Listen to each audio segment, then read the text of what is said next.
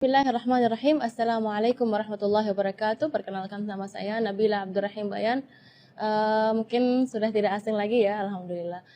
Mudah-mudahan di pertemuan kali ini kita bisa menjelaskan sedikit tentang surat Al-Fatihah, di mana surat Al-Fatihah itu penting sekali, adalah salah satu rukun sholat. Ketika pembacaan surat Al-Fatihah kita kurang tepat dari segi makhraj, dari segi gunnahnya, madnya juga ketinggalan, maka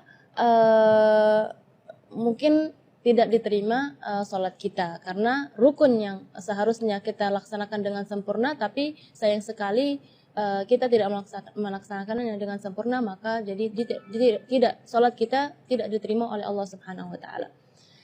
Di pertemuan kali ini Kanabila akan sedikit menjelaskan kesalahan-kesalahan yang sering terjadi ketika saat kita membaca surat Al-Fatihah. Gini ya, setiap orang memang beda-beda. Yang bagusnya ada kelebihannya, memang ada kekurangannya. Tapi dalam melafalkan huruf-huruf Al-Quran seharusnya kita 100% seperti bagaimana Rasulullah SAW membaca. Kalau kita lihat di surat Al-Fatihah, Kak Nabila akan membaca sedikit ya surat Al-Fatihah. Nanti satu persatu ayat kita akan merincikan kesalahan yang sering terjadi ketika melafalkan ayat-ayat atau huruf-huruf di surat Al-Fatihah. A'udzu billahi minasy syaithanir rajim. Bismillahirrahmanirrahim. Alhamdulillahi rabbil alamin. Ar-Rahmanir Rahim. Maliki yaumiddin. Iyyaka na'budu wa iyyaka nasta'in. Ihdinas siratal mustaqim. Siratal ladzina an'amta 'alaihim ghairil maghdubi 'alaihim waladdallin. Amin. Kita mulai dari ayat pertama, mungkin dari basmalah dulu ya. Bismillahirrahmanirrahim. Dalam basmalah tersebut yang perlu kita perhatikan adalah mad-madnya. Jadi secara umum mad tabi'i itu 2 harakat. Jadi kita tidak boleh lebih dari itu. Contoh misalnya Bismillahirrahmanirrahim. Ini nada ini atau irama ini yang sudah familiar di Indonesia, justru di situ ada kesalahan. Kesalahannya di mana? Berlebihan dari segi madnya. Jadi bismillah itu kepanjangan. Ar-Rahman, Ar-Rahim. Itu Ar-Rahman terus bismillah juga, di situ terlalu panjang. Seharusnya Bismillahirrahmanirrahim. Jadi dua harakat. Lanjut ke ayat pertama, Alhamdulillahirabbil alamin. Di ayat yang pertama ini Kanabila ingin menekankan huruf-huruf yang sukun seharusnya tidak kita berikan qalqalah. Misalnya alhamdu, jangan ala. Nah, di situ seringkali karena bila melihat huruf-huruf yang seharusnya sukun, yang tidak ada qalqalahnya, malah diberi qalqalah atau dipaksa untuk dia memberi harakat. Jadi alhamdu. Contoh juga di ayat nanti yang ayat 6 ya kalau nggak salah, ana siratal ladzina an'amta.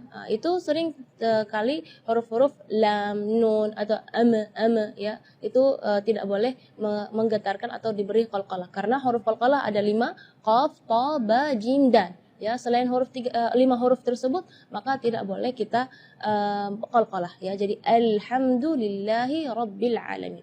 Terus ayat berikutnya Ar-Rahmanir Rahim, sama seperti surat di basmalah tadi, tidak boleh lebih madnya dari 2 harakat. Ar-Rahmanir Rahim itu tidak boleh.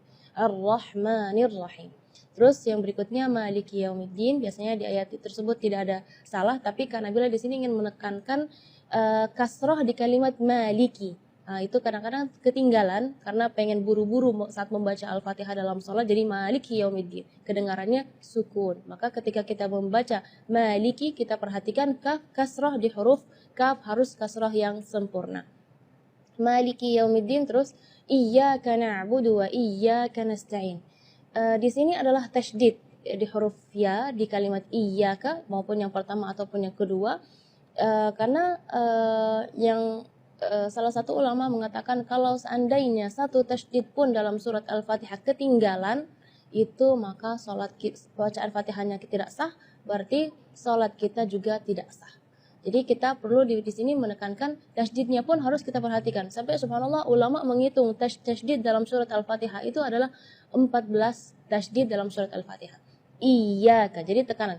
Iya, dengan iyyaka. Kalau iyyaka berarti tidak ada tasydidnya. Jadi iyyaka na'budu wa iyyaka nasta'in. Setelahnya adalah ayat ihdinas siratal mustaqim. Di sini makhraj huruf H yang ingin Kak Nabila tekankan, karena biasanya kalau kita mendengar imam-imam, jangan pun imam-imam, mungkin kita sendiri ya ketika membaca ihdinas siratal mustaqim, baca H-nya keluarnya dari dada. Ya, itu tidak boleh, itu keluarnya dari dada. Sedangkan makhraj huruf H itu adalah dari tenggorokan. Jadi keluarnya tipis karena H itu termasuk huruf di antara 28 huruf hijaiyah yang paling lemah adalah huruf H. Maka kita jangan berlebihan supaya huruf H itu jelas, jadi kita gitu, enggak. Jadi ihdinas siratal mustaqim. Ayat berikutnya atau ayat terakhir, siratal ladzina an'amta 'alaihim ghairil maghdubi 'alaihim waladdallin. Di ayat ini yang pertama di makhraj huruf ghain ya, ghairil maghdubi ya, perlu diperhatikan bukan G, bukan huruf G ya, bukan ga, tapi gha. Jadi kalau ga itu dia makhrajnya dari lidah. Ya, tapi kalau huruf ghain itu dari bagian tenggorokan ya. Jadi gha.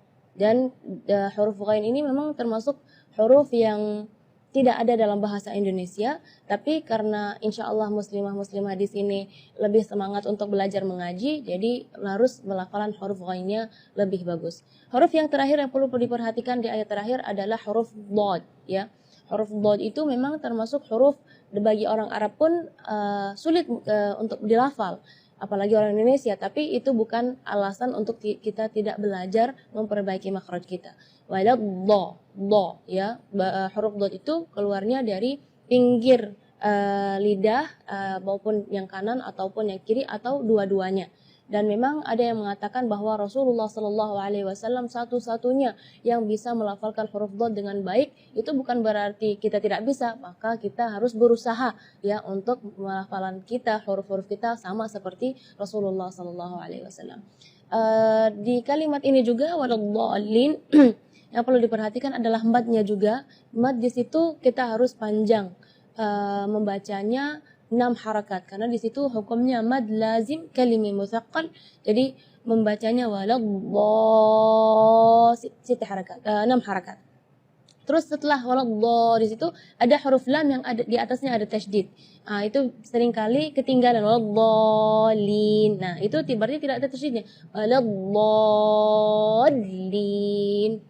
Amin. Mudah-mudahan dengan penjelasan yang singkat ini bisa memperbaiki bacaan-bacaan muslimah-muslimah dan akhwat di sini, dan insya Allah kedepannya bisa lebih bagus lagi untuk bukan hanya untuk diri kita tapi untuk mengajar anak-anak kita supaya baca Fatihahnya lebih baik.